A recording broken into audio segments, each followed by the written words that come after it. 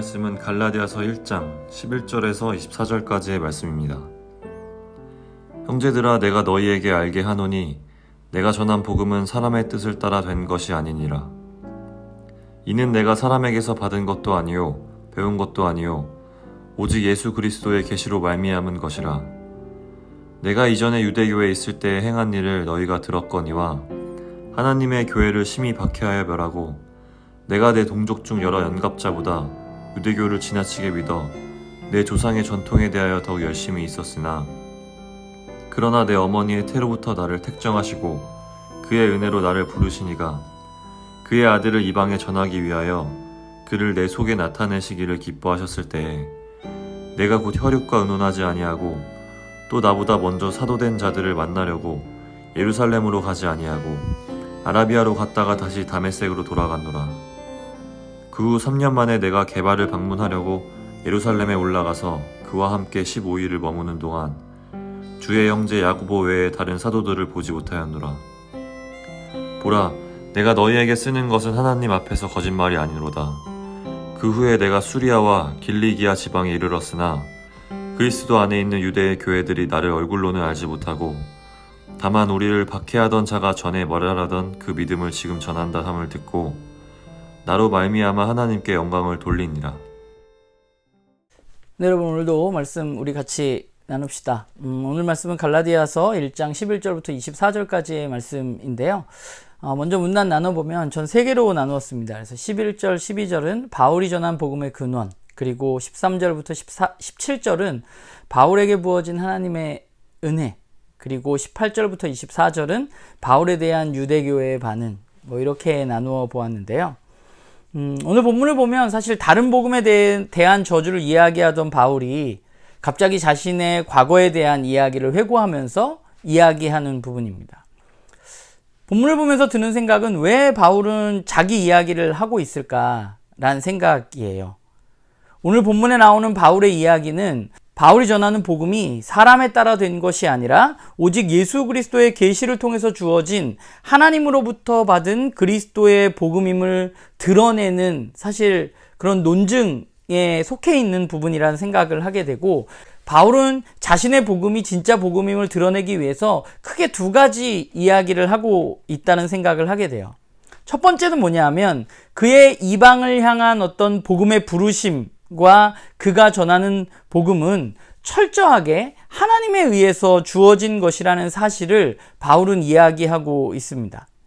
그러니까 바울의 과거의 행적은 어땠나요? 그는 원래 유대교에 굉장히 심취해서 열심을 다하던 사람이었고, 그는 율법과 조상들의 전통에 대해서 열심이었을 뿐 아니라 그 열심으로 예수 그리스도를 따르는 교회를 무자비하게 박해했던 사람입니다. 그런데 그런 그에게 예수 그리스도께서 나타나셔서 계시하심으로 말미암아서 그는 복음을 깨닫고 또한 사명을 받게 된 것이죠. 바울은 자신을 사도라고 이야기했습니다. 사도는 원래 예수 그리스도와 함께 있었던 제자들입니다.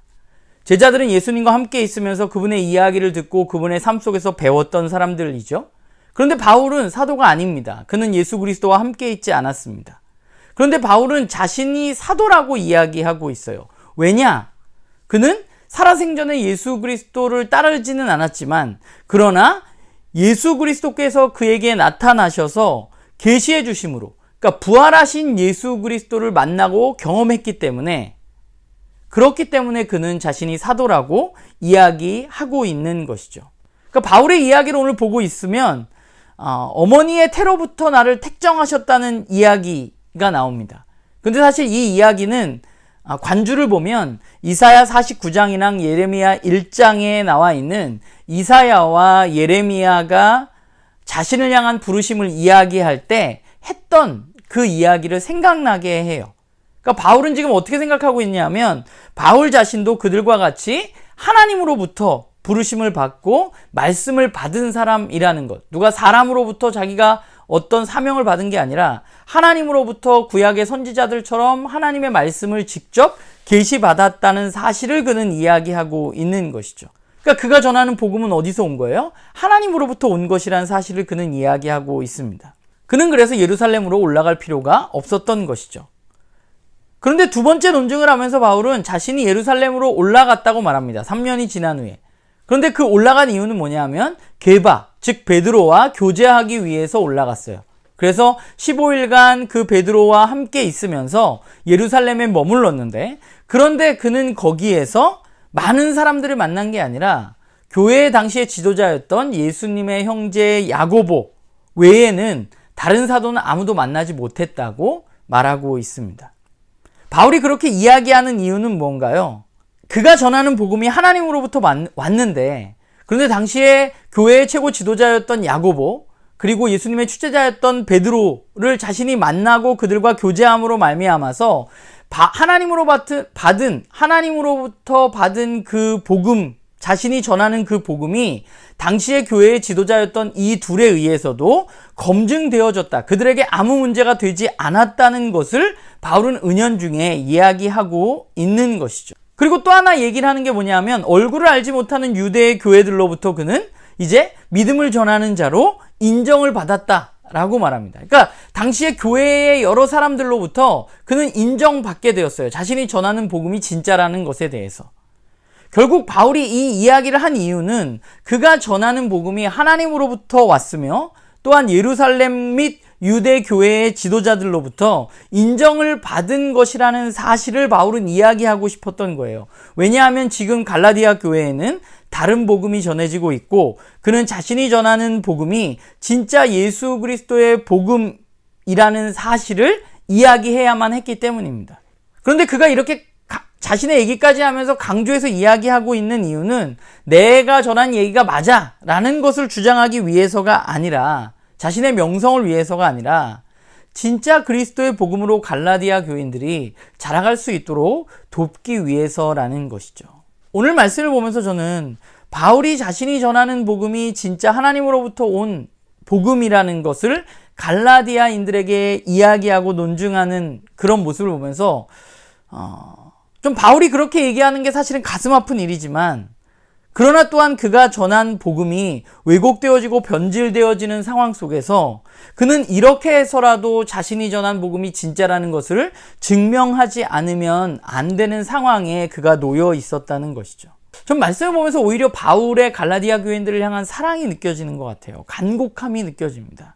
왜 이렇게까지 해야만 하는가라는 생각 속에서, 그것은 이것이 진리고 진리를 받아들인 사람들이 이 길을 계속 걸어갈 수 있기를 바라는 마음 때문에 그는 그렇게 이야기하고 있는 것이죠.